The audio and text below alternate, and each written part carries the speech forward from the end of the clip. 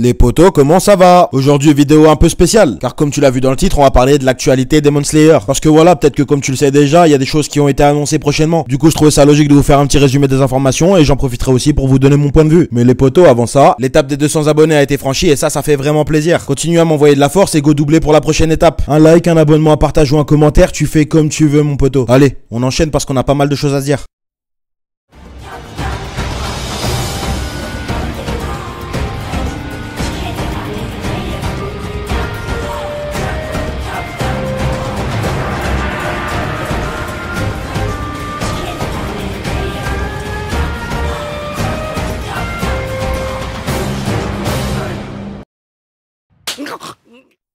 Et déjà on va commencer avec le tome 19 qui sortira le 13 octobre. Alors oui mon poteau, moi-même j'ai pas compris je vais pas te mentir. De base il était annoncé en septembre mais je sais pas pourquoi ça a changé. En plus tu sais pas quoi mon poteau, c'est pas là où je l'ai commandé, ils ont fait genre c'était moi le problème. En mode je me suis trompé d'un mois, ils ont fait comme si j'étais teubé en fait. Alors qu'en vrai ça va, je suis pas si teubé que ça. En tout cas ils ont fait genre bah monsieur, vous vous êtes trompé, c'est le mois prochain. Normal quoi, du coup gros je me suis remis en question, j'ai remis ma vie en question, j'ai remis mon intelligence en question. Et finalement je me suis dit que c'était eux les teubés. Mais du coup j'imagine que tu l'as compris, c'était pas le 15 septembre. Et donc j'ai hâte d'être le 13 octobre, voilà.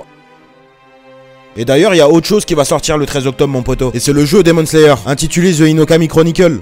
Beau gosse l'accent ou pas? Pas du tout. Développé notamment par CyberConnect 2. Bon, le jeu, ça fait un petit moment qu'il était annoncé et je vous avais parlé de mes projets dessus. Le 13 octobre, c'est pour ceux qui l'auront précommandé, mais officiellement, il sort le 15 octobre. Et du coup, mon poteau, normalement, tu le sais déjà, je vais y jouer, quoi. Bon, moi, personnellement, je t'avoue que j'aurais préféré un jeu à la Dragon Ball FighterZ, parce que je suis plus porté sur le mode combat en lui-même. Mais en fait, là où ils sont forts, CyberConnect, c'est plutôt dans le mode histoire. Et on l'a notamment vu avec les Naruto Ninja, Ultimate Ninja ou Ninja Storm, qui ont pour certains un mode aventure béton, ou avec Dragon Ball Z Kakarot, sur lequel ils ont clairement misé sur ce mode. En tout cas voilà, je l'attends quand même et comme je vous en avais parlé, je vous ferai des vidéos dessus. Sachant que ça a été annoncé que le mode histoire irait jusqu'à l'arc du train de l'infini, on aura très probablement la possibilité de jouer à Casa. Et ça c'est plutôt pas mal, sachant qu'au début j'avais l'impression qu'il y aurait pas beaucoup de personnages jouables. En tout cas on va attendre de voir, a priori ils ont vraiment bien taffé dessus, donc on devrait pas être déçus.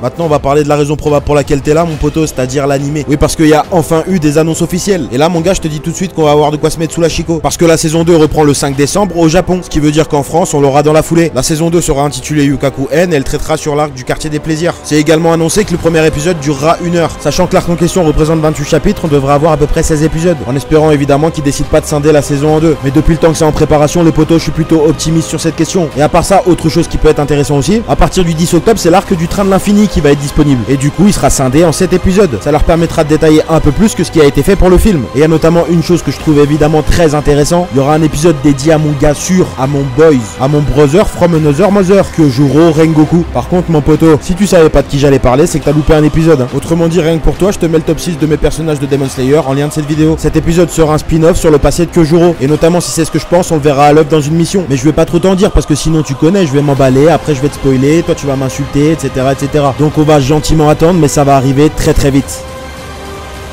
En tout cas je sais pas vous, mais moi je suis totalement hype par ces annonces. D'autant plus que l'arc qui va arriver en décembre, évidemment il est vraiment cool. Et j'ai hâte que vous le découvriez pour ceux qui ne suivent pas le manga. Moi en tout cas je vais me faire un plaisir de le redécouvrir. D'ici là je vais faire le nécessaire pour enregistrer du gameplay sur Inokami Chronicle. Mais en attendant cette vidéo arrive à son terme, j'espère qu'elle t'a plu, je te remercie de l'avoir regardé. C'était le pilier du renard, à la prochaine.